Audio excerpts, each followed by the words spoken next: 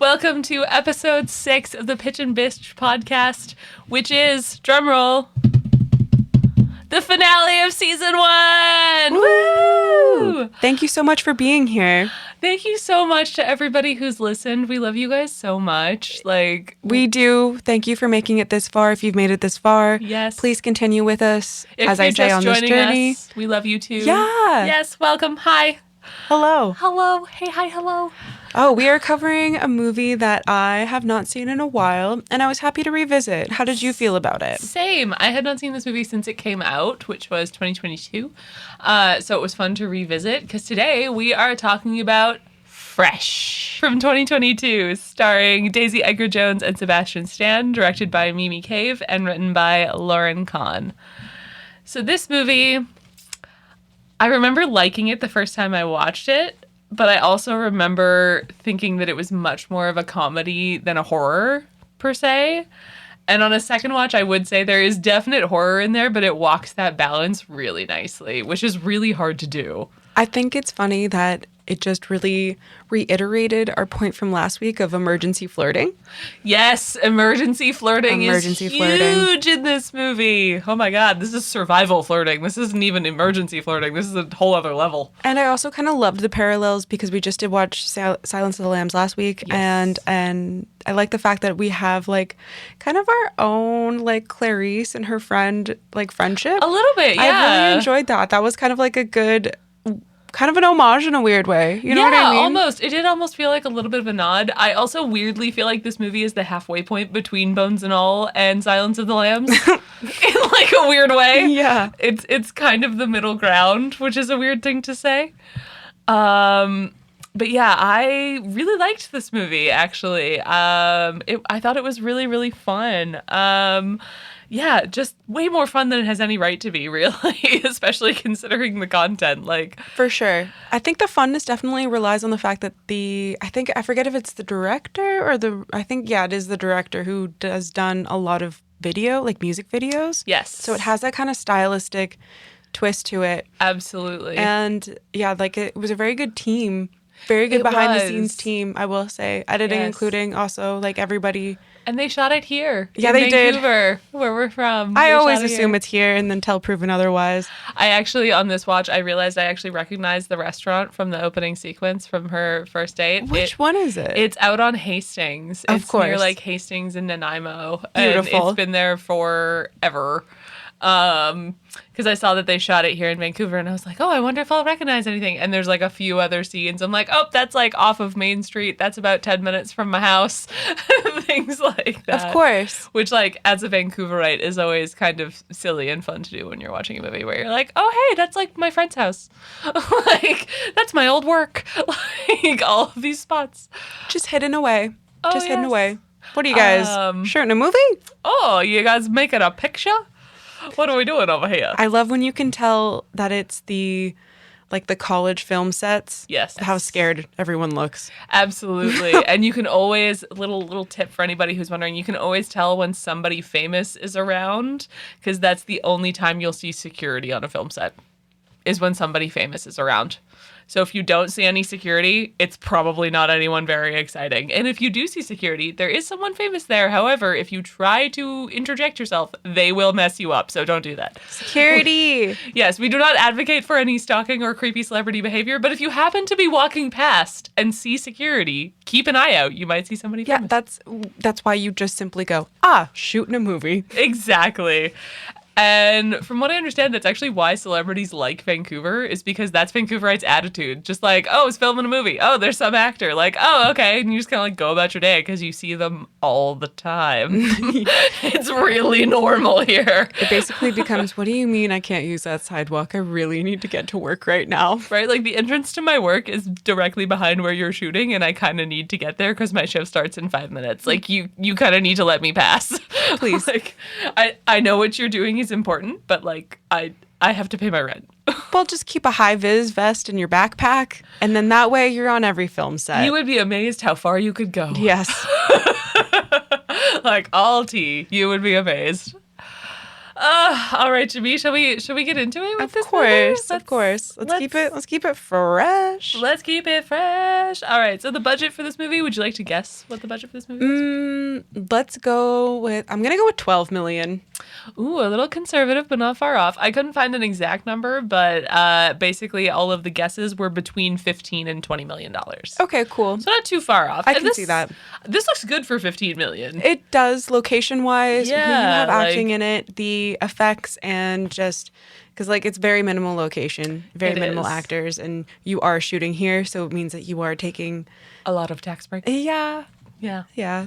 There's a discount. I would do that. You got to do what you got to do, baby. There is. And unfortunately, we don't really have any box office figures on this movie because it went directly to streaming. It didn't have a theatrical release. So it went direct to Hulu or Disney Plus if you're here in Canada. But that said, it was the second most popular streaming movie the week it came out. So only one other movie beat it on any other streamers. And it was a Netflix original called The Weekend Away, with Leighton Meester from Gossip Girl. But it was across the board the number 2 streaming movie that week. So that tells you what it potentially would have made had it gone to the theater. It came out March 4th, 2022. So this was early 2022. A lot of people still weren't back at work. We still weren't doing really big theatrical releases and stuff. It was more streamers and home viewing and stuff like that was part of that whole kind of era, basically. But that said, I do think this should have gotten a theatrical release. Like, I think it was just the timing was the reason why it didn't. I think it would have potentially done pretty well because it was, as you were saying, very talked about and very popular. It was meant to be a theater movie. Most movies realistically are meant to be a theater movie. It's true. And this is very topical right now, considering what's currently happening with Netflix takeovers and the future of theater, cinema viewing, as it were. This is how movies are meant to be seen, guys. You are meant to share an emotional experience with other people in a cinema. And I know that people do not understand theater etiquette anymore, but this is something that we need to start teaching people. Put your phone away. Like, I think I actually might have sent it to you, Jayme, but have you heard about Quentin Tarantino's theater in LA, the one that he owns and runs? Oh, yes. And their phone policy? I think it's a one-strike policy. No, if you are, and for anybody who doesn't know, Quentin Tarantino owns an independent cinema in LA where he will show basically whatever he wants. And their one rule about phone usage is if you are caught with your phone, once those house lights go down, you are kicked out. No exceptions, no ifs, ands, or buts. You're out. Why do I feel like he would use his phone, though? I mean, I agree, but also, he's Quentin Tarantino and it's his theater. If he wants to, he kind of gets to, but that would still make him an asshole. Yeah, right? And recently someone filmed someone getting kicked out of his theater because this happened. This guy was using his phone and one of the theater staff came over and was like, nope, you're leaving right now. And he put up a fuss, said they stopped the movie, turned up the house lights and argued with this guy. And his whole comment was someone's literally filming me on their phone right now and you're not going to kick them out? And it's like, nah, bro, the movie's paused. The lights are up. Not the same thing. Actual scrolling does kill me. Yes. If you're checking for time, because I usually am checking for pacing to see where we are for structure. It happens, but the worst thing that has come across me recently is the fact that you pre-book your seats. Okay. Yes. It's 7 a.m. We're going to the movies at 7 p.m. Yes. I've booked my seats. I check my seats to make sure that no sick fuck has sat next to me. Yep. And recently, some sick fuck decided to sit next to me in my suite. Luckily, I always check. We pre-book our seats. I always check because there is some sick fuck that decides to sit next to you and your friends in an empty theater. It's weird. And we get there. If you're that person, don't do that. It's weird. There was some weirdo sitting at the top where our seats were supposed to be. And thankfully we could sit at the other side. But don't be that sick fuck. Don't be that person. Please don't. Don't be that person. Sorry to get all serious, but I was scared. And I get that sometimes when you're buying tickets, it will make you buy them in grouped seating. But even if that's the case, if you get to the theater and nobody's really there, just pick a different seat. And if someone asks you to move because you're in their seat, just move. Please do. It's fine. It's the etiquette. Exactly. Theater etiquette. And also, I have no problem with you, potentially, looking at the time on your phone or something, just like turn your backlight down. That's fine. But like you're saying, people who openly scroll or like watching TikToks, I'm like, why are you here? Yeah. I know why I'm here. Why are you here? Because you clearly are not interested in doing this. And that's fine. I'm not judging you, but like you don't want to be here at that point. Go in the hallway. This is, or like it's don't horrible to say don't go to this. the movies at that point if you're not that kind of person. That's okay. They should make like a scrollers lounge. Ooh, tea. Like a little like couch area where they just like, hey, like, do you just want to look at your phone? And there's a bunch of plugs so they can plug in their phone and they can and not they can be still in the see theater. the movie, but like not in the theater with everybody else. There could be like a separate scrolling theater or something. Like could you imagine? They like it's dimly lit. God, yeah. Well, this is old lady Muppet Corner. I hate Call it. us Statler and Waldorf. That's us.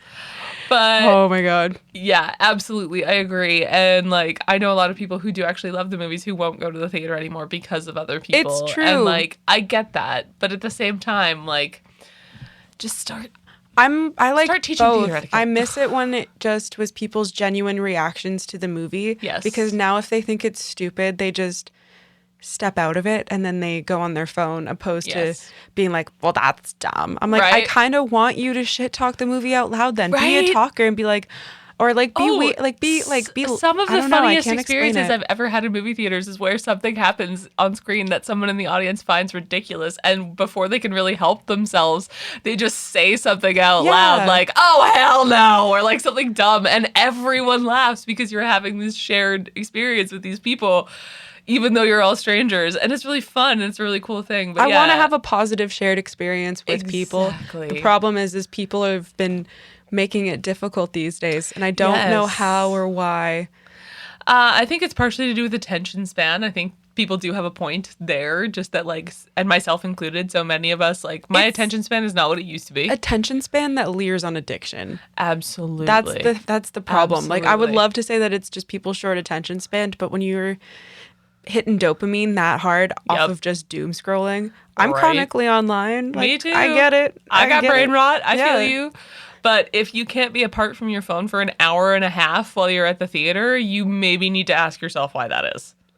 Like, it's an hour and a half. If you can't do that, like, how do you sleep? That's 8 hours. How do you go without it? At a movie theater, when it's a shared public place and it's disrespectful, I know to be respectful. Exactly. When I'm at home, that's a whole... that's different. Do you? Like, I'm the worst. I wish I had somebody telling me to get off my phone. Literally. I do, by the way. Yes, you do. I don't. Like, last night, I was watching a movie and watching videos on Instagram at full volume. I was being a horrible, horrible person, but I was alone. It was me and my pets. Like, there was no one there who I could possibly disturb. So it's so fine. Beautiful. But, like... in the theater, it's a shared experience. And I feel like that's maybe what people have forgotten, is that this is a shared experience. It's not like sitting in your living room. There are other people here. Now, getting back to Fresh, speaking of scrolling, unfortunately, I liked this movie, but I found that it was kind of dry in a way. So for the second rewatch, I was unfortunately scrolling. That's fair. And I did try to pay attention as much as I could, but there was just something that was like not grabbing me as much as I wanted to this second time. And I can't really explain why.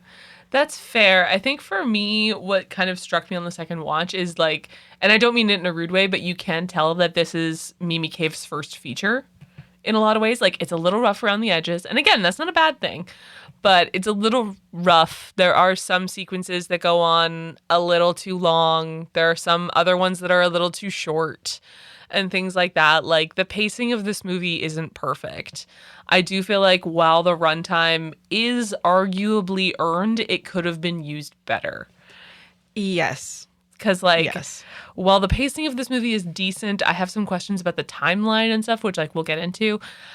So I think that's really what struck me. Understanding the origins of her direction style and just seeing that it was, again, from music videos, I can understand why. Oh, it makes a lot of sense. Does. Absolutely. Just style-wise and and some of the choices. The montages. Yeah, some of the cinematography choices and things like that. Like, it makes a lot of sense. And a lot of it does actually work to the movie's advantage, I would argue. But where it doesn't work, it, really doesn't work. Yes. First impression, more impressed. Second impression, a little less impressed. Oh, God. Okay, let's get into it. No, on that note, let's get into it. To quote the movie, save the breast for last. Yeah. Right? Love the use of all the kitchen appliances. Yes. I'll just Resourceful queens. Yes. Okay, so let's get into it. The synopsis for this movie. After becoming increasingly disillusioned with online dating and the types of men it often produces, Noah, played by Daisy Edgar Jones, meets Steve, Sebastian Stan, in real life at the grocery store, and he is seemingly the perfect guy. After a few dates, Steve invites Noah for a weekend away at a surprise destination. Against the advice of her best friend Molly, Jojo T. Gibbs, Noah agrees. Upon arriving at Steve's luxury home, Noah is given a cocktail, which Steve is spiked, causing her to collapse unconscious. When Noah wakes up, she finds herself chained to the floor in Steve's basement, along with two of Steve's other victims, Penny and Melissa. Steve then informs Noah of his plans to keep her alive as long as possible so he can surgically remove pieces of her body over time to sell to wealthy, quote-unquote, foodie cannibals, while keeping her meat as fresh as possible. When Noah tries to escape, Steve harvests meat from her buttocks as punishment. And meanwhile, Molly and Paul, the bartender from Noah and Steve's first date, become concerned for Noah's safety and start to investigate Steve. After discovering an alternate identity and wife and kids belonging to Steve, aka Brendan, Molly confronts Steve and his wife, who deny any knowledge of Noah. But as Molly leaves, she decides to call Noah's cell phone, which rings from Steve's pocket. Horrifying. Oh my God, horrific. Anne, Steve's wife, knocks Molly out from behind. Meanwhile, Noah learns that she is the only victim to have had sex with Steve, so she decides to use it to her advantage to convince Steve that she is interested in him and the taste of human meat. After sharing meals of Molly, awkward, and building Steve's trust, Steve shows Noah his trophy case, which has more than a dozen victims' worth of items, which includes, much to Noah's horror, Molly's cell phone. Following their final date, Noah is untied to take things to the next level, as it were, when she gives him the blowjob from hell and chomps that dick. Thank God. Right? Girl, use them teeth. Do what you gotta do. After helping Penny and Molly escape their cells, the three women fight Steve together, escaping into the nearby woods. He pursues them, gun in hand. Despite being concerned enough about Molly to follow her location all the way to Steve's house, Paul immediately splits at the sound of gunshots. Noah, Which, to be fair. relatable. Yes. That's so fair. We'll get into it, but, yes. So fair. Noah, Penny, and Molly fight for their lives in the woods, and Noah shoots Steve in the head. Anne arrives with an accomplice, finds Steve's body, and orders her companion to freeze it for later. After attacking Noah, Anne is bludgeoned to death with a shovel by Molly. Noah and Molly finally get to relax, only for Noah's phone to buzz with a booty text. Because of course. Oh, yes. Honestly, I liked how, considering she has half cheek, I liked how cheeky it was for an ending. Need that kind of haha. Little ha. Yeah, exactly. Ha. Oh my gosh. And okay, his wife being in a post White Lotus 3. Right. She's the French Canadian. She is. And I love that because she actually is French Canadian. Okay, I was because wondering it's where a Canadian film, so there's obviously a lot of Vancouver and Canadian Canadian actors. Yeah. So for all of our other people out there, I always forget that it's just I gotta say Canada in a whole because we're more than just Vancouver and Toronto. Yes, it's true. Canadians. Yes, we're a whole country. Hands up in the air. Yeah. But yes, this movie was it was great because there was really good, satisfying, relieving moments. The relief was there for sure. And then the beginning starts off so strong to me because I feel like she's just in such a relatable position. Yes. Oh my God. As the resident single person on this podcast, the beginning of this movie is so relatable. It's already nerve-wracking when somebody suggests, "Can I give you some advice?" Yeah. And then, and also on a production standpoint, I loved the color palette for this movie. It was so romantic and pink and like red and right? orange. And everything's kind of soft. Yeah. And like, yeah, I really loved the look of this movie overall. I thought it was really cool. Definitely could watch around Valentine's Day. Yeah. You know, and they really kept it all the way through. Like the style of this movie is great. Like I can't take that away at all. Right? I feel like a good way to sum up this movie is like it's the rom-com from hell. Yeah, it's the worst rom-com ever in terms of what happens, but it starts out like really sweet and really fun and really like kind of that like unreal thing when you first fall in love with somebody where you're like, is this actually happening? And they leave everything on the table too. They do. Right? Because you're right. Because is it really happening? It's not. It's a red flag. It's not. It's all lies. I will say there's a small percentage where it's not. It's like, yes, that's a green, like these flags are green. But then from a second viewing point, the more red flags information are there. that she was giving too, I was like, oh my God. In my notes here, I wrote how uncomfortable it is when you're trying to get to know people. Mm-hmm. And especially at work, I don't know why, but it's always the third question of where do you live? Yeah. And when you don't know people and it's like, I'm not telling you where I live. Right? Like where, I live at the other, da, da, da.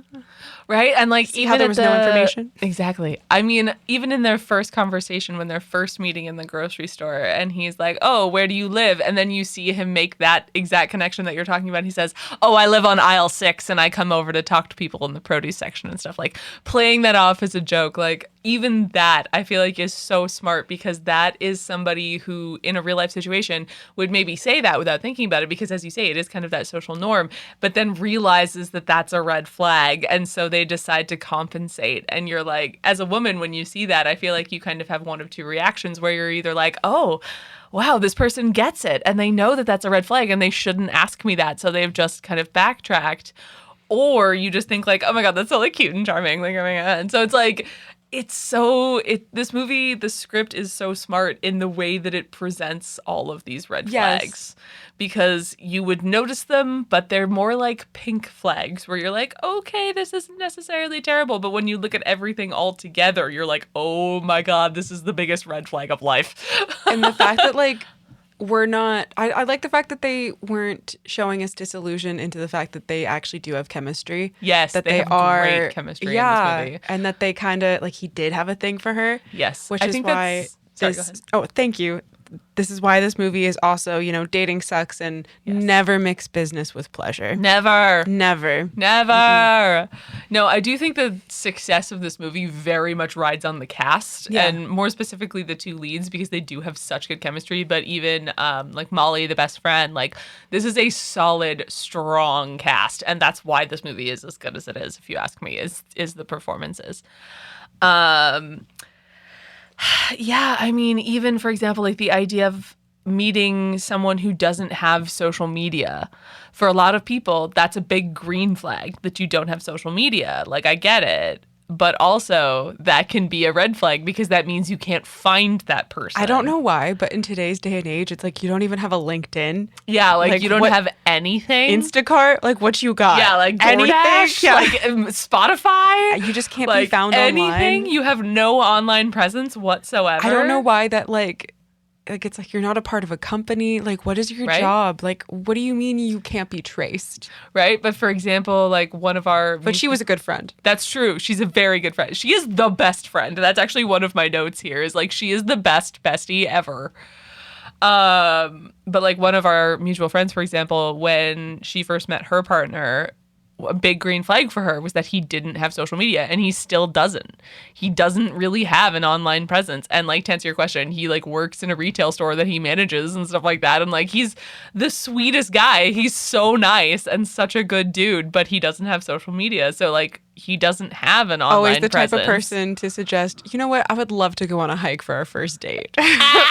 That's so funny. But that's just like, accustomed to where we live. They probably did, which is so funny. That's such a Vancouver thing. No, I think they might have gone skateboarding on their first date or something like that. I'm not sure. I would down an alley? Oh my God. Are they dark?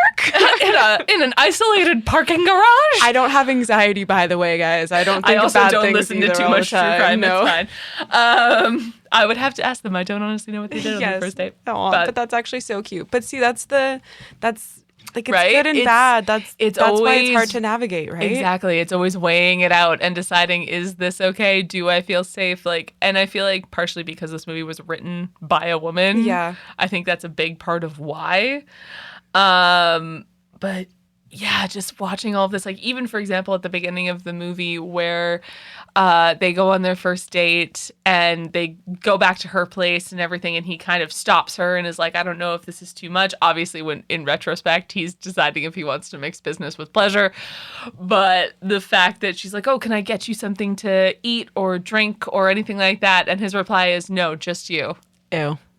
Ew. But at the same time, in the moment, I could understand being like, oh, so romantic. Like, if you were feeling it, if the vibe was right, like, not necessarily my thing, but I get it. That's why the second viewing was great. Yeah. And then because you're like, the second viewing, I'm like, wait, doesn't he have a wife? Right? You got a wife, So sir. he really is deciding to mix, like, oh my gosh, you are mixing business with pleasure. Beyond that, you have a wife. So it's like you're also like the sanctity of marriage. You are cheating on your wife. Yes. Who is clearly involved in your whole business thing. And, you know, because you and I both love true crime. We do. I think the only like resemblance of true crime as them as a couple would definitely be the Ken and Barbie killer. Yeah, I Because was of- thinking about that. Right? Because she, like, in a weird way, Well, like even the you way they can present, start out a victim. Well, like they present her social media as Yeah. being like The one perfect family. Yeah, one of those suburban white American moms who like is probably MAGA if we're being real, and Yes. like. Yeah, just sort of every American cliche, if you will, is who this woman is presenting to the world when we all PTA mom. Yep, absolutely. But like on her Facebook page, there's like a thin blue line post and like so much stuff, like all kinds of things. And watching it, and then when you have the reveal later in the movie of her prosthetic leg, I do wonder if it's like you were saying, where she starts out as a victim, Yes. and then becomes his accomplice. And I kind of like that we don't know. It's I kind nice of to like that they assume in a don't weird go way. into that. Yeah. Like it leaves it a little more ambiguous, and I'm kind of into that. Me too. Because you almost wonder, like, if she hadn't escaped, if he would have made Noah his new accomplice and his new partner and That's killed what off I his was wife. thinking. Because she was almost Right? doomed in a weird way Exactly. to begin with. And then for her to still be like by his side made me so upset because you don't know who you're protecting. Exactly. Cycle of violence, Stockholm syndrome, Right. all of the syndromes. But then You ain't also her with her little like companion at the end, and she just like obviously doesn't give a shit that Steve's dead in that way, and she's just like, okay, you know, put his body on ice, and then goes to attack Noah. Basically, like, how involved are you? You know, how much of this is just him being the driving force? Is it that Yeah. you're a victim of his, or were you a victim of someone else's who maybe recruited him or something? Like, who knows how this The happened? backstory is nice, but Yeah. I'm happy she gets it. Me I'm too. happy both of them get the comeuppance. Like, Amen. it's needed. Oh, honestly, I actually wrote down the line that Molly says at the end when she is quite literally bludgeoning this woman to death with a shovel. And all she says is, bitches like you are the fucking problem. I loved that. Which, like, I did. Yep, I no really lies did. detected. Absolutely correct. I know they pop in the credits there 33 minutes in. Yes, that was the 33 timing minutes. on the online said. Yep, on the interwebs. I'm not sure I can get down with that, but it just kind of I just like the fact that they didn't want to use a particular amount of time. They just wanted to use it during a montage sequence, which was Yeah. fine with me, but at the same time it just still kind of felt out of place. A little bit. I'm not mad at a later credit sequence, like having an opening sequence and then a credit sequence, but I think half an hour into the movie is kind of bold. Like, the other one I was thinking of was Mandy, the Nicolas Cage movie, because they do that in Yes. that movie as well, Yes. where it's like, I think it's actually about halfway through the movie, or like around half an hour mark, where you get the opening title. It's kind of funny because But- it's around the same time that they both came out, I feel like. Right? But at least in that one, they split it. So at the beginning of the movie, you get all the opening credits. You just don't get a title card. And then about a third of the way through the Yeah, movie, you just get yeah. the title card. Yes. And I think that's kind of a more interesting way to do it versus having the credits in that middle section of the movie. Yes, because again, it was during a 'Cause it kinda- montage sequence. It kind of and takes you out a it little does, bit. Yeah. Whereas like just the title, you would have been like, oh, okay. And then you're like kind of back in the montage. And because the movie, I think the runtime is like almost 2 hours, it's An hour 54. Yeah, and then the rest is the like, it's too much. It's too much a little for me. too much. Like, I do tend to prefer, if you're not going to do a dedicated opening credit sequence, like, for example, what we saw in Sweeney Todd, where you have the animation and everything. Yes. If you're not going to do that, then just have them running over your opening scenes so we can just kind of get them out of the way. Like, get me right into the movie. I would be down if you did a title, a title during them in the grocery store, and it was just like fresh, and it was like between the two. Totally. Just like, because I love Step Brothers, like how they. He's like, you can call me Nighthawk, you can call me Dragon, and then it's them standing at the end, and then it's Step Brothers right there. Yeah. Like, that's like, come on. Or even if you want to be more subtle. And then you're in the fresh section. I keep referencing it, and I'm sure we'll talk about it in the remake of Suspiria. The opening sequence, you get credits, and then as the lead character walks into a train station, one of the signs in the train station just says Suspiria, and that's your opening title. And it actually took me a couple viewings to spot it. I didn't even see it the first couple times I watched the movie. What a whisper. It is. It's so good. But I will save my love for Luca Guadagnino for a different episode, because I've already ranted about that for a whole episode. So we'll save it until we're talking about one of his movies.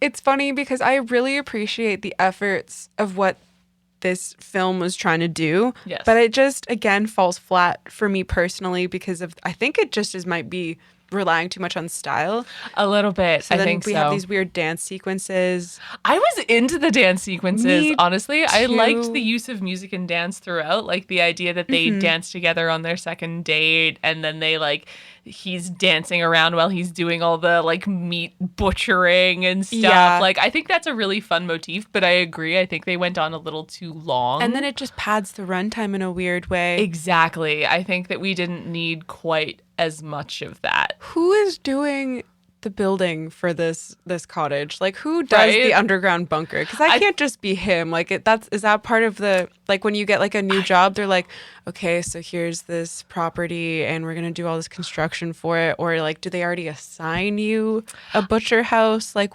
how does this work here? I think what they do is you probably you pull in H.H. Holmes, which is where like true crime reference, because he's one of my favorite true crime stories, which is where you get different contractors, because you get one to build the basement, and then you fire him, and then you get somebody to build the rest of the house, and then you fire him, and then you get somebody to build like the smokehouse or whatever, and then you fire them. So nobody ever sees the full extent of all of the plans. I like how you think they got fired. Well, I mean, he said he only butchers women.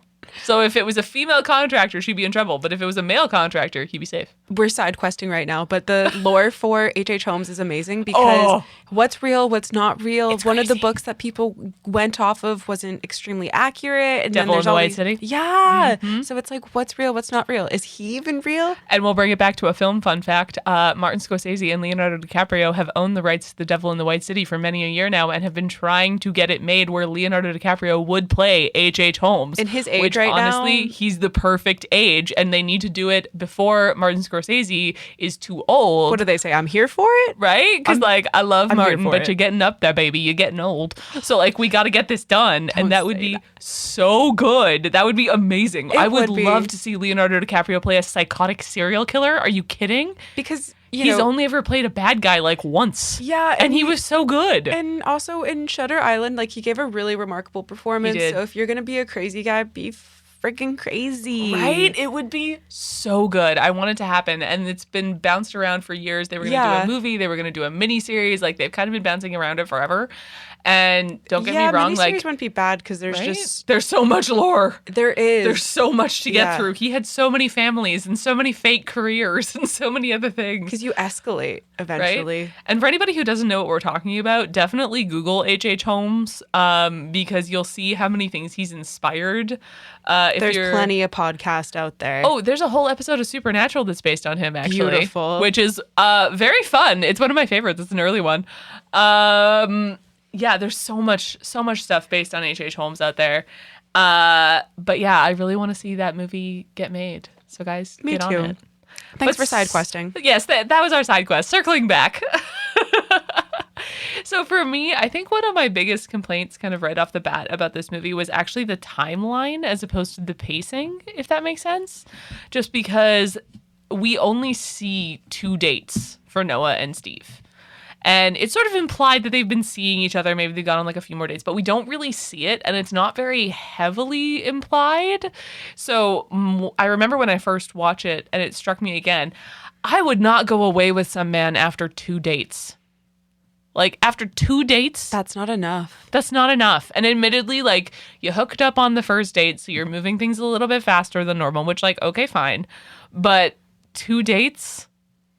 2 dates. And not only are you going away with him, you're agreeing to a mystery getaway. And yeah. Which like, I'm sorry, I don't know a single woman in, the year of Beyonce's Lord 2026 here who would do that. I'm just happy like because this is a forewarning for those, right? Like always to kind of keep on your guard. This is why you don't do that. And don't get me wrong, people, y'all do spontaneous crazy things when you're in love, and I get that. Yes. But if it's that and you're really in love, they'll give you all the details so that you can give them to someone else and be safe, because they'll understand that your safety needs to be a priority, even if they know they are not a threat to you.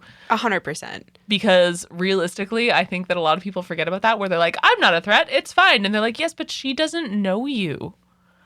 She's known you at this point for what, like 48 hours? Right. Collectively over the 2 times you've hung out? Like, because you maybe got like 12 or 16 on that first one there? Like, luckily for me and my fiance, we knew each other before we started dating, which isn't always a luxury for people. Yeah. So which is a luxury for me because I am a very scared person. I would not meet people online. I would try and meet people organically, which, you know what? If you don't go out, guess what? You don't meet people. This is my struggle. Whoops. This is my struggle, because I did the online thing and it's terrible. If it works, it works. And if it doesn't, I feel bad, because there wouldn't be movies made like this. Right? Because even the beginning is horrifying. Oh, her first date with Chad. I'm like, I have literally been on this date. I have been on this date where like, he's just pretentious and awful and doesn't actually give a shit about you, even what you have to say in a superficial way. Well, the real life horror of it just being like the rejection of him being extremely foul because she rejected him. Right? She says no, and he immediately gets like aggressive and foul and calls her, doesn't he call her like a bitch or something like that? Yeah, like he throws the book at her when it comes to being like, I'm surprised you didn't call her a dumb, Yeah, like he calls her something awful and like walks away. And then at the very end of the movie has the audacity to send a "you up" text, which is also the realest shit ever. And then because of assholes like that, she's immediately not comfortable walking to her car. She thinks that his dark shadowy figure is somebody. Which that sequence was so real. Yeah. Like when you are, especially as a single woman walking by yourself, like, and I say single not in terms of your marital status, but in terms of how many people are around. How many people are in your party today? Just me. I'm a single writer. Exactly. When it's just you by yourself and you're walking late at night, it's just a case of like, I'm sure 95% or 99% of these people are harmless, but I don't know if you're part of that 1%. Mm-hmm. So I have to be on my guard all the time, even when it makes me feel stupid afterwards, because I realize that nobody is trying to hurt me. And it was a good setup because it showed her with like irrationalness in her character. And it just was upsetting because like sometimes if somebody smiles at you, it makes you feel that good, you get that rose-colored glasses and you're willing to trust them because you're like, well, in order to get what I want in terms of like love and a relationship, I have to be vulnerable and I have to trust and I have to do all these things. But then people take advantage of that. Yes, and the underestimation of, oh, well, she has nobody. She has a really good friend, by the way. She has the bestest bestie. Let's talk about Molly for a minute, because Molly's a fucking real one. Great character. The actress did great. She's so good. And like, their friendship was cute. Their friendship was adorable. It felt real. Felt very real in that like they talk to each other all the time. They tell each other all the dirty details. Everybody knows what's going on with everybody. And like just that sort of level of comfort and intimacy in their friendship felt so real. It did. And the fact that her friend was like, one, you need to just be yourself when you're going out there dating. Like, just go have a good time. Like, be yourself and you'll meet somebody, which is actually really good advice, except in this case. And the fact that immediately she's like, nope, red flag, red flag, red flag. You need to call me, red flag. Like, that's a good friend. And then she got dickmatized. She sure did. Which is- And it happens to the best of It us. happens to the best of us. It happens. But when all of your friends or even your bestie is telling you this is a bad idea, sometimes you gotta listen. But sometimes things are Well, like just this like movie. take it into account. Yeah, it's just like the worst of the worst thing happening. Sometimes you do actually have to be risky in Absolutely. putting yourself out there and trusting people and all of that. But like, if he won't tell you where you're going, that's a red flag. That is a huge red That's flag. a red flag, Don't girl. Like go. that. Don't do that. You know what? Block the number, Like, block, delete. if I'm you've good. been together for like a year or 2 years and he's like, babe, I have a mystery surprise for you. That's fine. Love that for you, queen. Get it. Also- when it's like your third date, Yeah. that's a no. It's That's a huge big no. And that's kind of how it felt too. You're right. I Right? don't know if I wasn't paying attention properly or if I just kind of missed the fact that they have been on I like think the it's- timeline. But you're right. Like I think it it's did an feel like issue it was with like the- 2 dates because yeah, that's the timeline. that's a hell no for me. Right? That's real fast. Like, even if you want to go away somewhere and you tell me where after 2 dates, I'm going to be like, ooh, I don't think so. But like, you know, you're lucky sometimes if- it works out. Sometimes it works out. That's where I'm And like, honestly, like, all tea as a single lady, you're lucky if you're coming back to my house after 2 dates. Like, if anything, if we're going to go for it and hook up, we're going to your place. You're going to be lucky if you know where I live. I need an exit. Yeah, straight up. I need an exit, and also I value my space very, very highly. So it is a mark of great trust if I let you come into my house. So, and that's across genders and all kinds of relationships, be they platonic, romantic, or otherwise. So, like, the idea that she's instant, like, I know a lot of people are like that, so they'll take people home and stuff, and that's fine. But like, always hanging out at her house, at least at the beginning of the movie, we never see anything about his life. I also noticed at this point. So you've met That's at a true. restaurant. He's only ever been to your house. You don't know where he lives. And then when he's talking about, oh, we'll go to my place first, and then we'll go up to the cabin. Girl, you don't know where he lives? At that point, oh, what's your address? And text it to your best friend. And if he won't give it to you, don't get in the I'm car. so thankful she got a sneaky pick. Yes, the sneaky pick was the best. And I don't love invading people's privacy, but like, you got to do what you got to do, girl. You know, it's You kind gotta of stay funny, safe. but in a weird way, I like the fact that they have this interaction of them eating grapes because regardless of them Yes. being these fancy grapes, I like the fact that he's committing a small crime of Yes. stealing grapes by eating them, Yep. which is it's not a crime. Become ungovernable, folks. Eat the But- grapes in the grocery store. That's all I gotta say. Become ungovernable.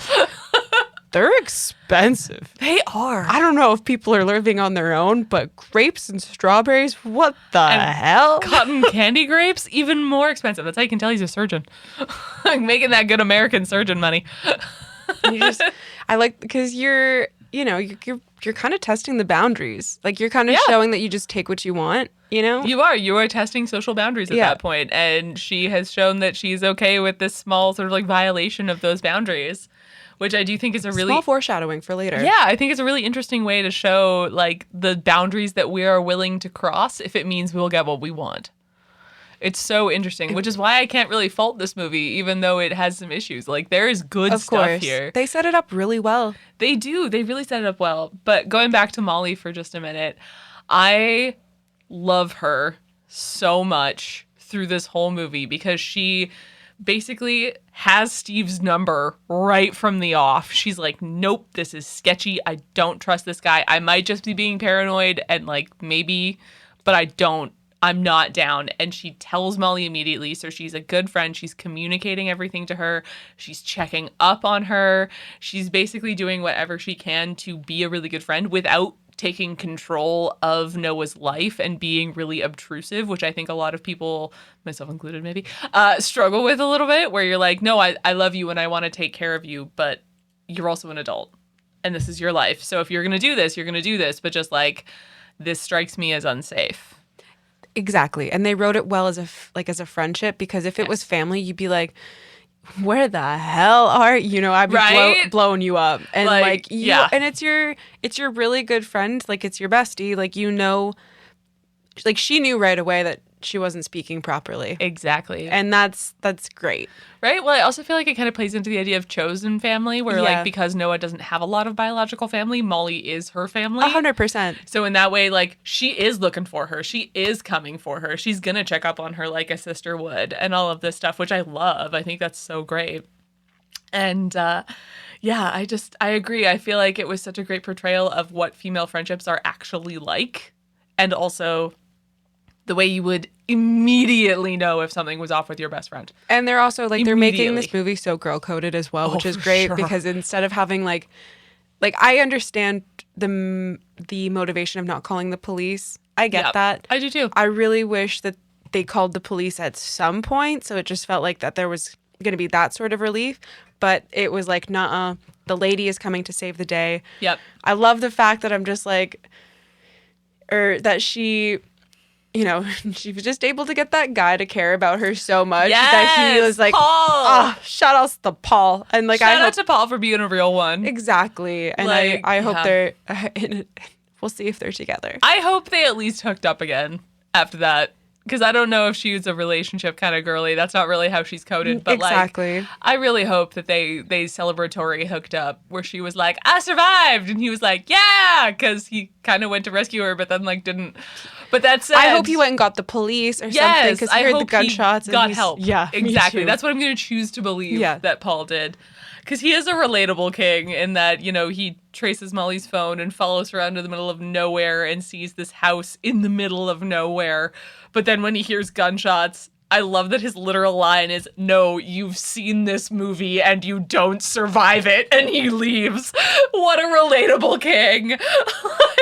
He saw the flags, and that flag was a gunshot. Exactly. So, like, I'm a bartender. What do I got? What am I gonna do? Exactly. So I choose to believe that he went and got help. Me too. Me too. Yeah. Honestly, one of the notes that I made in this is just like, Mimi Cave, I was not familiar with your game. Because this is I do think this is a well-directed movie, because I think if you had had bad direction, you wouldn't have gotten nearly that good of performances out of all of your cast. So despite any issues, I do think Mimi Cave really crushed it on this one. Yeah, like it just really felt like you're on your journey to making more great stuff. That's what makes me stoked, because Exactly. everything you're just learning, right? Yep. Like this is a feature is no small feat. Like it Right? is. It's pretty huge. And it was fun. It I was really very, think very it was fun. fun. And you had a really good team. I forget who's done what, but you have people that were involved in Midsommar and Hereditary and like very, very good, strong work. There's another one I can't remember, but I just really enjoyed that was the people that you were working with, because Yeah. it was going to be a certain level of like expertise. Absolutely. Yeah. Yes. Yeah.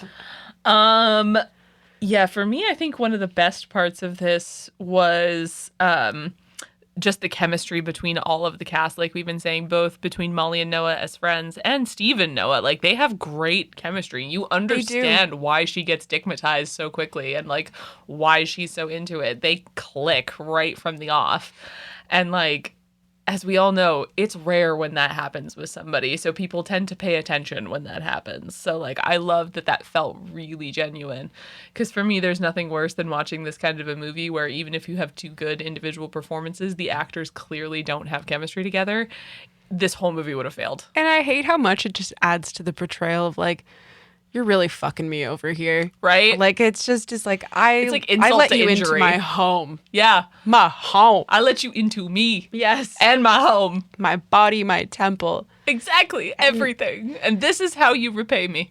And every small step that she gets and then ends up being taken down by him, especially like losing half of her butt, like that honestly sucks. That honestly, like, the only thing that was inconsistent with how much pain she was in, because yes, and her ability to walk. Yeah, that part Because you would there. not have been able to walk No. if you had lost a butt cheek. For real. And Your butt muscles do more than most people think. yes, I'm glad that I'm just so glad that they were able to get everybody to come together and Yes. be the weirdest version of the Powerpuff Girls and just kick his butt.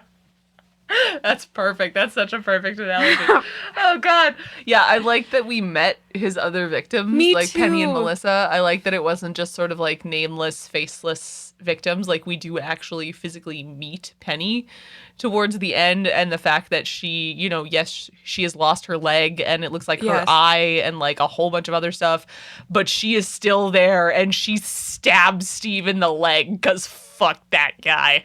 And I'm so here for it. Watching the three of them at the end all working together to take him down, I was like, I feel like this almost belongs in the good for her subcategory. It does, and little bit. They kept referring to him with his half dick, and it was pretty funny. And it's just like, as you should. Oh right, and like again, I wrote it down. Like when they are outside in the woods and trying to escape, and they hear that he's following them. I think it's Molly. It's either Molly or Penny says, "This fucking guy." It's like, yeah, you just took a meat cleaver or like a meat tenderizer rather to the head, and you're still up and going. Yeah, this the horror trope of this guy just can't die. Although that said, the one time in this movie where the makeup effects kind of lost me, because they are really good throughout. Like all the fake human meat and everything, it's all top notch. The one time that it kind of took me out was in the end there when Steve is going through the woods in the dark and his eye is swollen shut. And I'm like, sir, nobody's eyes look like that. Even when they're swollen shut. That's not what that looks like. Did your budget run out? Was this the last thing you had to do and that's why you shot it so dark? It's like, oh, it's okay, guys. Wide shot, low light. It'll be fine. Honestly, probably just a night shoot and you just didn't care anymore. Oh, straight up, especially when I was in makeup school. That's the running joke, is when something doesn't go right, you just say wide shot, low light. It's fine. Like, yes, wide shot, low light. It's going to be fine. Yeah, no close-ups. We're good. But, soften the focus just a wee bit. Just a wee bit. Yeah, I do feel like one place where this movie both shines and fails, which is kind of interesting, is the cinematography. Because, for example, you know, you get all the close-up shots of people's mouths as they're eating, and it really does have that kind of, like, music video sensibility, like you were talking about. But at the same time, one of the things that I feel like we could have lived without were the meat POV shots, for lack of a better term. There's a sequence where Steve is pulling meat out of the freezer and puts it on a tray into, like, a dumbwaiter and takes it into the kitchen, and the entire sequence is shot from the meat's perspective. Yeah, that was interesting. That was a choice. Yeah, that's why it kind of goes back into the stylistic category. Exactly. Like, it's like you had a lot of cool stuff. I want to say that it might be more of the editor's issue, but at the end of the day, it's the director's final say of what you want to keep in and what you don't want to keep in. So I can't put that kind of on them. You know, at the same time, like, it is a solid piece for a first film because you really are trying to figure out what you want to keep in there. Absolutely. And you're also just going to, like, throw things at the wall and see what sticks. You spent all this money on this really cool shit. Yep. You have a human prosciutto arm. You have the meat grinding. Like, all of those process sequences were quite, so fun. Shall I say, delicious? Oh, tasty. Really enjoyed them, but it just padded the runtime. Absolutely. And also, it's like, why do you need to keep getting people if you have a freezer full? Right? I don't think it's fair. If the whole point is that they're supposed to be fresh, why are you freezing everything? Why are you stockpiling it? You guys are... It's supposed to be fresh. It's giving Subway. We know you get your ingredients imported, but if you throw lettuce on it, it's fresh. It's fine. Yeah, I mean, there are definitely a few inconsistencies in that way. Like, you know, he wouldn't be freezing meat if it wanted to be fresh and blah, blah, blah, and like all that stuff. Like, but honestly, they're small enough that I don't care. I'm willing to, I can forgive it. It's fine. Yes. I can forgive it. And like, that actually goes back to my other point of, like, it seemed like they had a really good food styler on set. They did. Their production design was great. Yeah, like, that was 10 out of 10. That was a ton. Added to the color palette, which made the cinematography, like, it was really, like, it seemed like everybody wanted to participate in the group project, which is, like, thank goodness. Which is great. Sometimes. That's not always the case. No. But yeah, like, even, for example, Noah's pink dress playing into the color palette and also calling back to her first date where the guy was like, women look so much better in dresses and, like, femininity. And emergency flirting. Right? And then she's given this dress that not only is a dress and pink, it has, like, a huge bow on the front. The weirdest, like, sad bow, too. Yeah, and is, like, super feminine and something that she would probably never wear looking at the rest of her wardrobe. She doesn't really seem like that type of chick. And she is fair and valid to wear what she was wearing to a first date. That guy made her, like, if somebody's asking you to bring cash like that and he was being weird, I'm not putting in effort. Why would I put in effort for you? Well, also, like, this is a first date, I'm assuming, from a dating app, which means we've maybe been talking for, you know, anywhere from a couple of days to, like, a couple of weeks or whatever.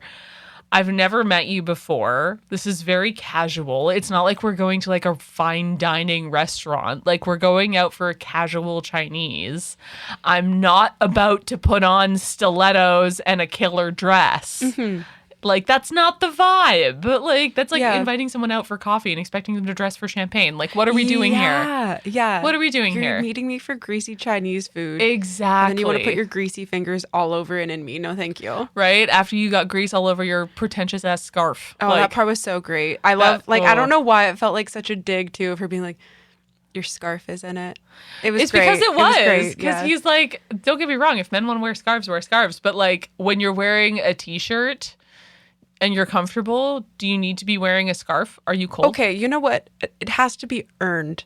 Exactly. The scarf has to be earned. It has to be earned. A decorative hat has to be earned. You can't that's just be... That's a tough one. That's a hard one to you earn. it is. That's You one of can't the just hardest ones to earn. Is a put it decorative on hat. one day. It has to be earned. Because if you just put it on one day, that's how you become the weird guy in the fedora. Exactly. Because you all know who I'm talking about when I say fedora guy. Everybody knows. It's not earned. Like if he's not pulling out a musical instrument, Right. or some sort of If he's something, not head you know what I'm brewer saying? at some weird microbrewery. That's successful. Exactly.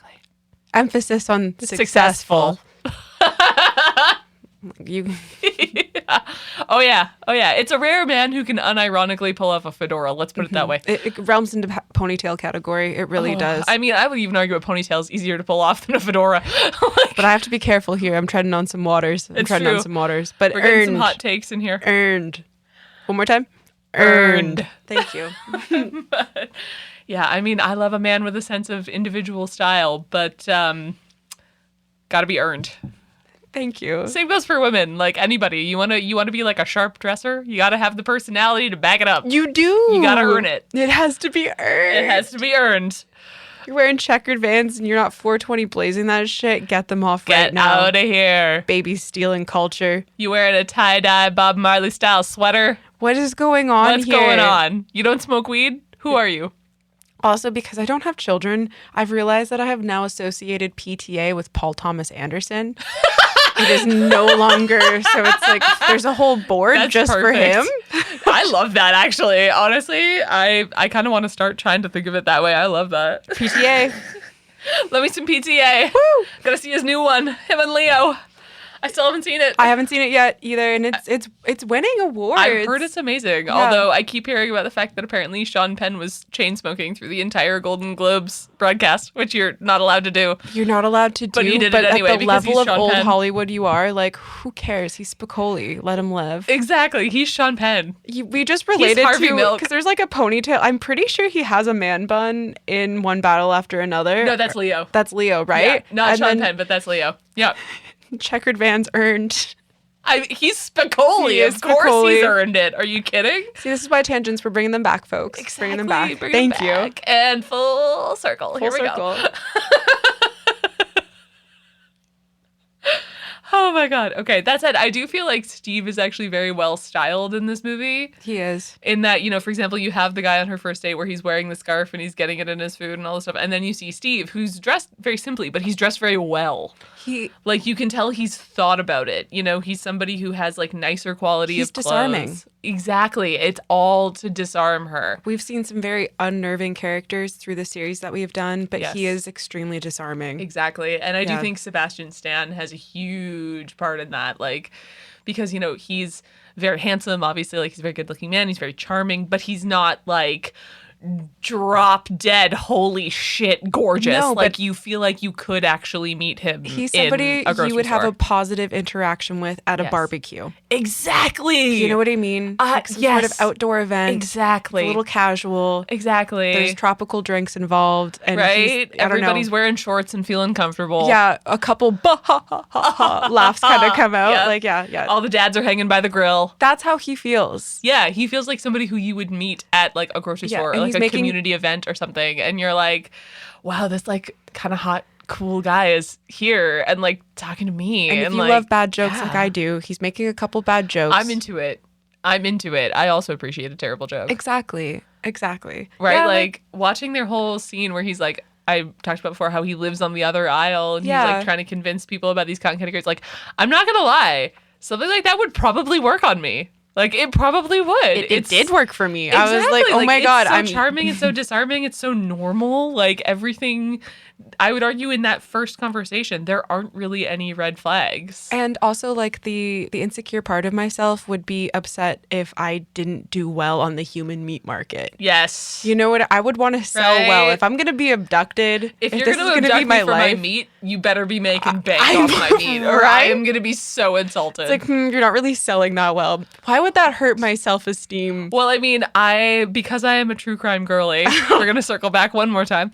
I happen to know that my meat would not sell well, and it's because I have tattoos. Because according to Jeffrey Dahmer, it affects the taste of your meat if you have tattoos. Well, black me out with ink. Exactly. So I happen to know that should I ever be kidnapped, it is unlikely that I would be cannibalized. Not impossible, but unlikely.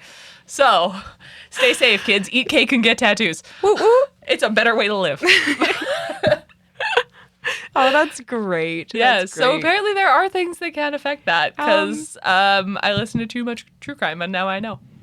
And like, speaking of escaping, there was definitely a lot of efforts made in this one for them to escape. Yes. And then you definitely had some moments of like, Oh my God. So the ending was, again, I think I said earlier, was just relieving because the wife comes out to play and tries to fuck things up and is really, she's scary. She is, although I did write down that one of the worst parts of the movie was her super long bob wig.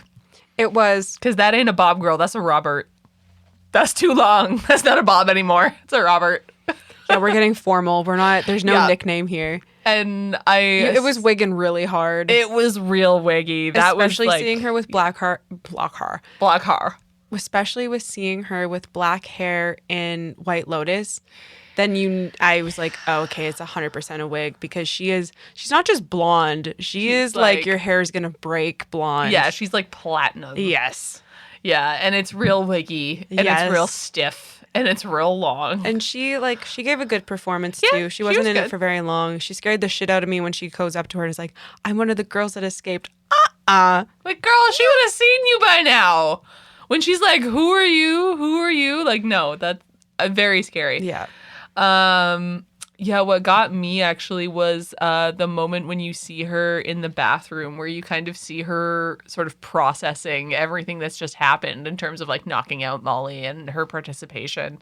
I feel like there is a really good moment for that actress where you see her looking in the mirror before Sebastian Stan comes into the room and you see her kind of pause and look at herself. And I think she kind of like pulls her face back a little so she looks a little younger. Yeah.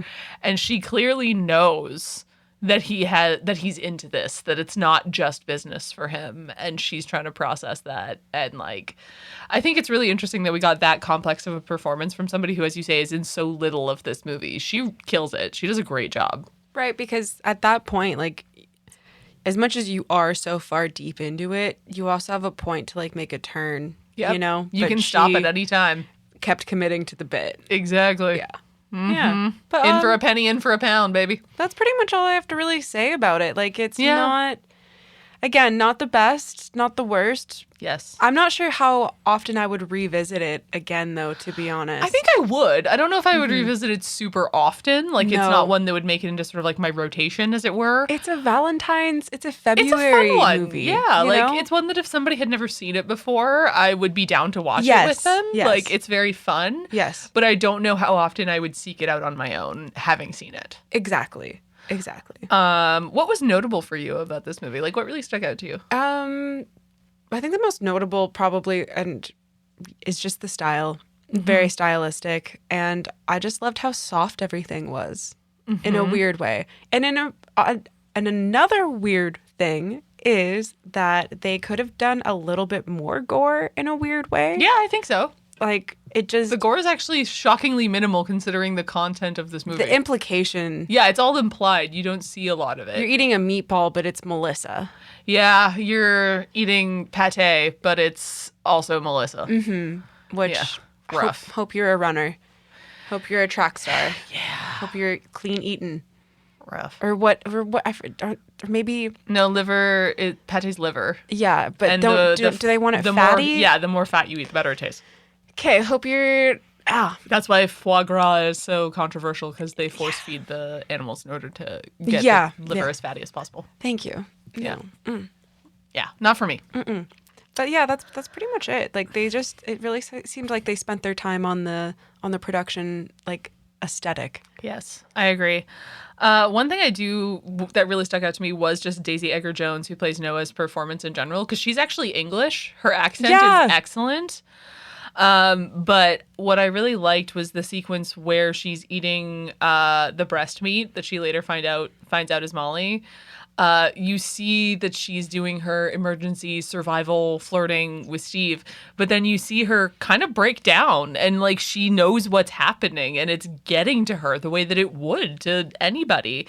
But the fact that she then manages to kind of get it together enough to play that to Steve's vanity so that she can escape is like, honestly, ma'am, I applaud you. That is some next level survival instinct. I don't know if I could keep it together quite that much. Like, that really struck me. And her performance is really good, because she's going from being, laughing along with Steve to a point of hysteria where she's laughing because of what's happening, to like real fear, to back to romance with Steve, to like back to trying to survive later when she gives him the blowjob from hell, which, like, yes, ladies, if you are in this scenario, use your fucking teeth. They might be the only weapon you have available. Also, what a silly man. So much Right? trust. So That's much trust. so much trust on your part, dude. You were not thinking with the right brain. one. Yeah. Yeah, you're using the downstairs brain. Should have used the upstairs brain on that one. Like, that wasn't wise. And admittedly, she did everything she could to win your trust, but that's putting you in a very,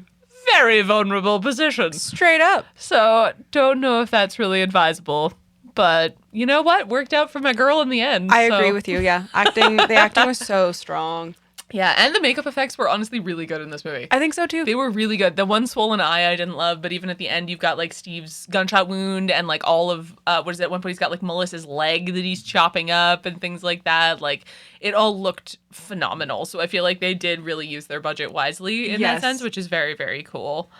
And again, I loved the use of music and dance in this movie. I thought was actually kind of a really fun through line that sort of helped keep the overall tone, a little lighter. Because when you tell somebody this is a movie about dating and cannibalism, you're kind of like, romantic horror? This sounds very heavy. Yeah. And it's not. I would argue this is not a very heavy movie. Like, it's almost why I say more of a comedy a little bit. It's good for Galentine's Day. Yes. This is a great Galentine's Day movie. I agree. Okay, so Jimmy, what would you cut, keep, and redo? Okay, honestly, I wrote that cut some of the fat. Yeah, the runtime. Yeah, trim the fat a little bit. Just because I feel like it would make it a bit smoother of a movie, because it's in there. But at the same time, I would just love to see something else from this director, like 100%, because the bones are really there. The bones and all. I would keep the casting, and I would keep the exactly. Thank you. As you realized, I was setting you up. Thank you. The casting I would keep, because I feel like through and through it was really solid. Yeah, very strong. I would uncast the wig though.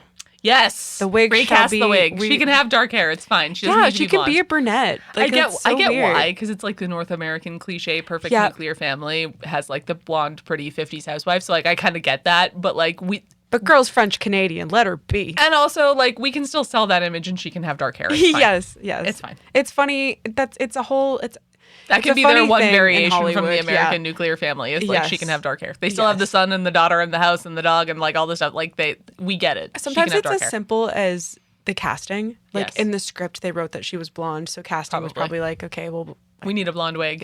Yeah. Things are silly like that. And then that's so fair. I said I would redo the story structure just a little bit. Just a little bit, just to see how. Because like then maybe make timelines make a bit more sense. Yes. Maybe have their relationship kind of like make a bit more. I think Promising Young Women really set up it well for her falling in love with the villain. Yes, I kept thinking about Promising Young Women while I was watching this movie. I do feel like they are kind of connected. And I didn't love that one, but that one is still so impactful. That's the thing. We'll discuss that one at a later date. That's another one for sure. But that building of relationship was really solid because it really felt like it took its time. Yes. And then, because, even for him, wouldn't you assume it's a red flag that all of a sudden she's like, into it? Yep. You know what I mean? Like, Right? For him. Well, I believe men can be a little bit.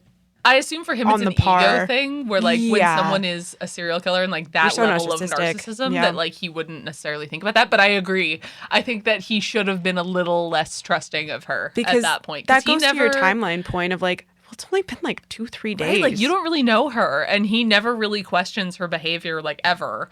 And I feel like even in most serial killer media as opposed to actual serial killer stories, that's always a thing. You know, where like even somebody that narcissistic knows that you know you're in danger and therefore you will try to get out of it. Because in a weird way, it left him kind of two-dimensional.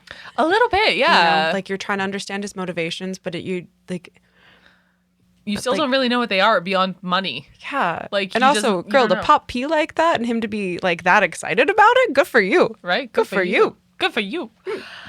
So for me, I said something similar. Like I basically would cut some of the runtime and kind of just swap things around in that way.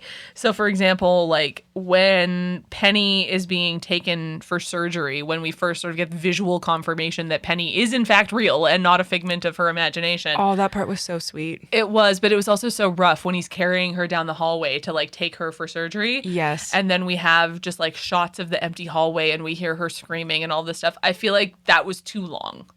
We could have just had the shots of her going down the hallway and then maybe like a shot of Noah hearing her screams or something like that. Like, so it's just little things where I'm like, I would just sort of take little snippets out here and there. And That's then, for where example, the style like, affected the substance. Yeah, exactly. And like give them another date or two or something like that instead. Even if it's only like a montage, like moments, not full on scenes or anything, but just kind of alter the timeline that little bit. And it might even wind up being the same runtime, just used differently. Yeah, just to build a bit more character. Thing. Because like even their conversations, like they're kind of flat. So I agree with you. Yeah. So just to kind of punch it up a little bit, I think would be my thing.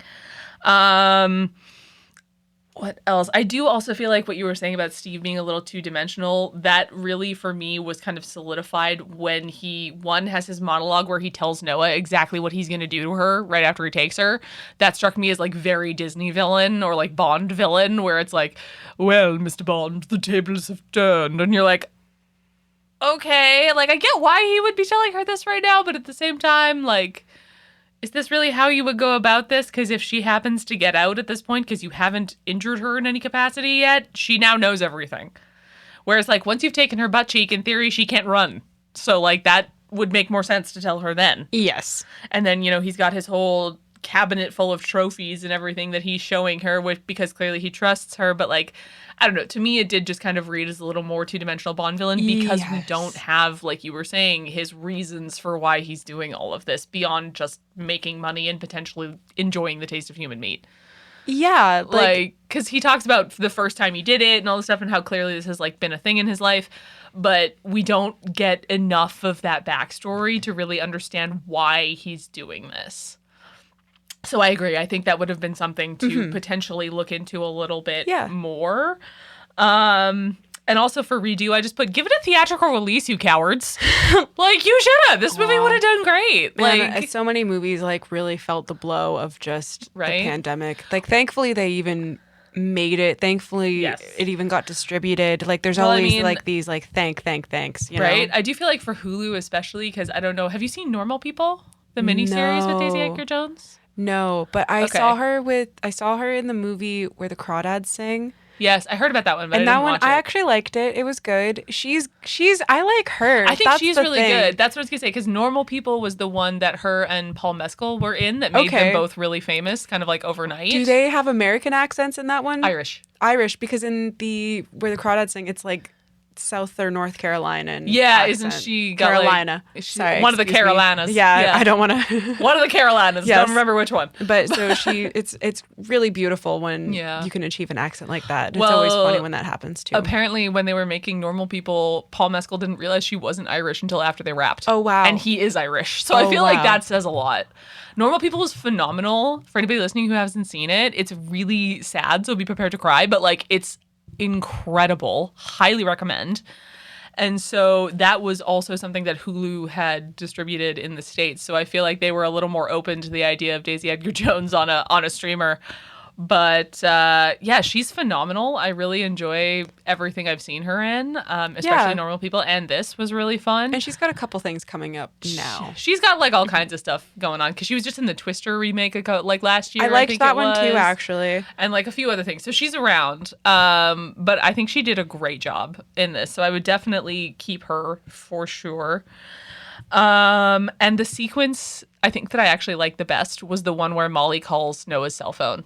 Oh, that honestly, that was such a great sequence. I thought that moment right there was actually more terrifying than her passing out. Oh yeah, then her the waking cannibalism up is it was so much felt scarier. real. It felt the most real. I don't know why. It did, because it felt really plausible. Whereas like, being kidnapped to be harvested for meat, like I'm sure it potentially happens, I guess, but like you don't really think about that as a realistic possibility. And 2 against 1, too. Exactly. Like, she realizes she's fucked. And the idea that this person has just, without even blinking or breaking a sweat, lied to you and this other person, and you have absolutely no idea what they're capable of, and you just got them in a lie. That's a very scary place to be. The movie was pretty funny about setting up a domino effect of people who care about people, because it's just like, Yeah. Molly cares about Noah, and we got Paul that cares about Molly. Yep, absolutely. And I do like the fact that the reactions to the red flags felt real. Yeah. Like, even in the moment where Steve is picking up Noah before they leave, and he's like, oh, traffic's crazy, so I figure we go to my house first, and then we can leave in the morning. You can see that Noah has a moment of like, okay, I don't know how I feel about that. But she goes with it anyway. Mm-hmm. And like, that's so fucking relatable. I don't know a single person, regardless of your gender, who has not felt that way. It's at some point where you're like, this isn't what I signed up for, but I guess we're here. Yes. And then, on top of that, though, you're kind of, as a lady, you're like, he made a plan. Right? Like, I should go with it because he made a plan. Yeah. And like, I don't want to make plans. You made a plan? Great. Well, also just like, all tea, the effort that it takes to get most single men in 2026 to make a plan is far more than people realize. So when someone makes a plan, you get very excited. You're like, what red flags? What are you talking about? He made a plan. You have a second home, right? That you own? You own 2 homes, your own car, and you made a plan. Yeah, I have to call you sir, not dude. Yeah, straight up. Like, you're like a real grown-up. Yeah. I might be 35, but you're like a real grown-up. Like, yeah, very that. So I get why she did what she did. 100%. It's I like that they had that moment, though. Of course. Yes. So should we get into some fun facts about this movie? Yes, please. So there's not a ton of fun facts about this movie, just because like it didn't get a theatrical release. The production was fairly small. It was Mimi Cabe's first feature. So it was shot here in Vancouver. Woo! And the movie's opening titles and credits, like we were saying, don't actually appear until 33 minutes into the movie. The film actually foreshadows Noah's fate to be Steve's victim in the grocery store sequence. There's a large sign shown directly behind Noah's head that says "Fresh Meats." How fun. In several shots. In a sequence that was actually cut from the final cut of the film, Jojo T. Gibbs, who plays Molly, broke the top of her heel bone in a take with Sebastian Stan, where she was chained to the floor in his basement, and she is basically jumping around trying to break her chains. So she actually landed so hard that she broke the top of her heel bone, which, like, yikes. Ow. Big ow. And it didn't even make it into the final cut of the movie, which, like, rude. Honestly, that right? sucks. That's, like, so shitty. Ow. Big ow. Your heel bone? That would fucking hurt. You would not be able to walk. Like, ooh. There, at the time of filming, and I guess technically still now, there is actually a 16-year age difference between the 2 leads. So Sebastian Stan was 42 at the time of filming, and Daisy Edgar-Jones was 26. I'm okay with that. I mean, she's an adult. I'm fine with it. But also, I would not have guessed that he was 42. He doesn't look 42. Tell me your skincare. I know. Or drop the skincare routine, buddy. Deals with. Right? Like, yeah, drop your skincare. Who's your injector? What's the deal, my friend? Because you look great. He's Eastern European. It's all that pickled food. Fermentation. Right? All of it keeps you young. And my final fun fact, which I actually left me with a couple of questions about this movie, is that the cannibals in this movie are described as gastronomic cannibals, meaning they eat flesh for culinary appreciation without any cultural or religious ceremony, which is true. Through the whole movie, we don't see any kind of like religious or cultural implications. It's just I wish rich they people almost eating showed food. more. But here's my question. At the very end of the movie, when the credits are rolling, the girls have escaped, we get a single cutaway shot to a group of cannibals just with like a huge platter of bleeding meat on a table, basically. And that's our final shot of the movie. And then as the credits run, in the background of the credits, there's an image of what looks like Baphomet or a goat's head, and an Ouroboros, which is the snake eating its tail, and like a bunch of other religious imagery in this one picture. So despite there not being any religious imagery or themes in the movie, they've almost shoved it in at the end. And I kind of wondered why. It was very last minute because there was, I'm not sure if you remember the scene of them eating the meatball on the plate, but like I think if it's that scene or if it's another scene where they get more down to the plate and then it has the imagery on the plate. There's like a gold kind of like embroiderment on it, and it's weird. And then it's also on the shipping boxes for the meat company. Oh, I didn't clock that either. So like you helped me understand because I don't think I understood what I was seeing, but yeah, you're seeing these like dark elements. Yeah, that makes sense. That's interesting. You're trying to. But they don't go into it enough. Yeah. Which is another one of my small complaints. Yeah. Like, I think if you're going to include that, you need to kind of really include it and give us a little bit of backstory on that. Which is why the video, like the music video style kind of took over the film. Yeah. Because sometimes, unfortunately, we do need you to say a little bit more, or you need to put a scene in where these people are having some sort of conversation. Well, like one of the cutaways when we get the people actually eating the meat that they've been sent, like you can just have one of those be like some weird satanic mass or something. Yeah, it can literally just be a cutaway. It doesn't need even to be a full scene. Like in a weird way, like I think Hostel kind of covers that a little bit better. And I know that's not eating people, but I know they're like selling people in a certain way, especially in the second one when they throw the three girls up to bid, and then it's just a montage of rich people being like, I have $1 million. I have $1 million and I want a human. So I don't know. Like, I know that sounds silly, but I would just want one cannibal butcher shop showing them putting in their weekly order. Like, who are these people? Yeah. Who are these people? And he describes them as like the 1% of the 1%. So like super ultra rich and exclusive and like all that stuff, which like, okay, sure. Love that. But then you have too much meat. Well, also just like, then we're getting into like Eyed Wise Shut territory, which like I'm fine with. But like, if you're that's not really something you can dip a toe in. You kind of have to go for it, you know? 100%. So that was kind of how I felt about it. Yeah. It just seemed like it was something that had been kind of like tacked on at the last second and was like a little unnecessary. I don't think we really needed it. Especially since I would argue it didn't necessarily really go with the tone of the rest of the movie. No. So, this movie came out on March 4th of 2022, although it did have its world premiere at Sundance a couple months earlier in January of 2022. And it actually got pretty solid reviews when it came out. It was praised for its critiques of modern dating, which I do think are very apt. They're very correct. And the chemistry of the two leads, which again is phenomenal, like no faults there. And as I previously stated, it was the second most streamed movie in North America the week that it came out, like across platforms. It was only beat by one Netflix original, but that was basically it. And this movie, as far as I know, there's no plans for any sequel or prequel or anything of that nature. It is just a standalone. And honestly, I think it's better for it in that way. I do as well. Yeah, I don't think this is something that we need a franchise of. Do I think they could have done certain things better? Sure. But that said, do I think they need to redo this movie? Not at all. No. And if you do, you can do something different. You can make a romantic horror. Expand the genre. Well, like, show us one of the other suppliers, since I'm assuming Steve wasn't the only one. Yeah. Let's see how our pitches do. I'm curious to see what your pitches like. The Freshiverse, as it were. Yeah, the Freshiverse. Beautiful. I'm glad you like that one. Thank you. Okay, so shall we get into our pitches? Yeah, let's get into it. Okay, I'm ready if you would be willing to time me. And timer is up. Okay. And go. After returning home, Penny, Noah, and Molly struggle to return to their day-to-day routines.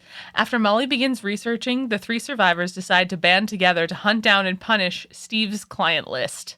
Their mission takes them across the world as one by one they teach the, quote, 1% of the 1%, the true meaning of the phrase, eat the rich, by selling the men's meat to each other until they reach their final victim, who they've set up and framed for all of their and Steve's past victims. But what Molly and Penny don't know is that her quote-unquote dates with Steve left Noah with a taste for human flesh. She attempts to trap and eat Penny only for Molly to break in, shoot Noah in the head, save Penny and the day. Wow. That's it. That's crazy. 42 seconds, baby. I like that. That's insane. So we got like kind of a fun action, good for her movie that winds up being a psycho killer movie. Like, it depends how crazy you get. Like, what Right? if once you have McDonald's, can you really ever not have McDonald's? And I understand there's people out there that are like, I don't eat it. And I'm like, well, if it was such a brag not to eat it, means that it's good on some sort of level. Okay? I used to be one of those people, and I totally agree with you. You're correct. It's Yeah, I had like a 6-year stretch there where I didn't eat McDonald's. yeah, you're just trying to show superiority. I was proud of myself for resisting. Be proud. But It's at the same difficult. time, I knew what I was missing, which is why that stretch ended. For real. It happens. It's okay. It happens. All right, Jimmy, are you ready to pitch me your sequel? Okay, here we go. 2, 1, go. Go. Weeks after Noah and Molly escape from being human flesh farms, they live lives separately but in touch as law enforcement believe that the meat trade people will come back for them. And Noah and the lead agent on her case begin to have romantic feelings for each other, but she is hesitant to pursue them because can she trust another man? So fair, girl. Is this the end or is it a new beginning for her? Make this movie and find out. Cute. So it's like an actual rom-com Yes. with like a little bit of a mystery. And I kind of worked it out that he's actually in on it. Ooh, yeah. I know I could have included that in the pitch, but that's kind of the I'm pitch. okay with that. Because like I wanted to keep it still romantic. Still light, still romantic. Still like, is there still love? And it turns out No. As somebody who's engaged, Yeah, right? like there is love out there, just maybe not for this particular Freshiverse. Yeah, not in the Freshiverse. Not in the Freshiverse. Yes. In real life, it's different, but not In real in the life, it's Freshiverse. out there, baby. It'll find you. Okay, don't worry. It's gonna be okay. Just don't go on mystery trips with men who you've been on 2 dates with. Yeah. That's our advice to Don't you. ignore actual legitimate red flags. If your bestie is concerned, listen. Mm-hmm. I feel like that's just solid life advice across the board. If your bestie is concerned, listen. And also, if somebody in your life who doesn't say anything to you says something about your particular partner that you are currently dating, listen to them. Yeah. Because that takes a lot of effort if somebody in your outside circle is like, oh, are you sure about Are you that? sure? Because that's a tough conversation to have, Yeah. even when you're someone's bestie. So if you're Yeah. somebody who doesn't normally say things like that to someone, If you and need you to be decide to do convinced, it, yeah. like that's a big indicator. Like there's a few people in my life who, if I was dating somebody and they came to me and were like, "You sure about that?" I'd be like, "Oh no, Yeah. Like that's, I don't Oh, know. no. I don't know. That's so dangerous. But Yeah. essentially, like, what was the theme of this movie? Dating is hard. It is Dating so is so hard, and female friendship is the best. Hell yeah. I feel like that's the real vibe. Keep your friends close. Don't forget about them. They're always here for your process. Here to look out for you. And share locations when you can. yes, especially when you're going out with new people. Mm-hmm. Share locations. It's Let your friends know what's up. yeah, but don't share your location if you know you're not going to be there on time. Because maybe if you're running late and you say you're 5 minutes away, you're not You know actually what? 5 minutes away. If your friends know you, they'll know you're going to be 5 minutes late and they love you anyway. Yes. So it's okay. That's actually true friendship. Right? Exactly. And, our classic, do you think it was worth the bitch? I think so. I'm medium. I think so. As I said, like, I don't know if this is one that I would, like, seek out to watch all the time, but I would be open to watching it again. So, yes, I do think this was worth the binge. It's very niche. Yeah. It's a good date movie in a In a weird way. Yeah, it kind of is. Because if Like, you don't, if you only make it to the romantic part, then the state's You don't doomed. really have to see how it ends because it Yeah. doesn't end very well. Exactly. So what would you rate this, Jimmy? I would give this like a 6.5. Yeah, I give this a 7.5 because I do think it's very fun and I think it was very entertaining, but yeah, Yes. it definitely has some problems. Unfortunately for me, it would get a higher mark if the rewatchability was less sparse, but I don't really That's fair. see too much rewatchability in it, which is unfortunate. See, I see a bit there. I think there's a little bit. So I'm I'll give happy it a it's slight- been made. Yes, That's I'm happy the it thing. exists. Me too. It should exist. Exactly. So I think for me this is worth the bitch. But that's it, guys. This is the end of episode 6, and with it, the end of season 1, having a Canni-ball. You can put the dress away. You can put the tux away. Take off the heels. The ball is over. Put up your feet. Yep. Take those bobby pins out of your hair. Yeah. Come and relax. Thank you for starting this journey with us again. Yes, and if you're somebody who's stuck through it from episode 1, we love and appreciate you so much. Yes, please stick with us. Again, tell a friend, all the beautiful things. Where can we Rate, find us? review. We are available to stream on basically every podcast streaming service, including Spotify, Podbean, Amazon Music, Apple Podcasts, all that good stuff. You can find us on Instagram at pitchandbitchpod, and you can email us at pnb.pod.show@gmail.com. And we are so excited that you guys will hopefully join us soon for season 2. Thank you. Keep an eye on Instagram where we will be announcing the overall theme for season 2 very soon. Very soon. Very And excited. Until then, we'll see you next time, Yep. guys. I'm Jayme. I'm Becca. Thank you for being here, and goodbye. Next time, friends. Bye. Bye.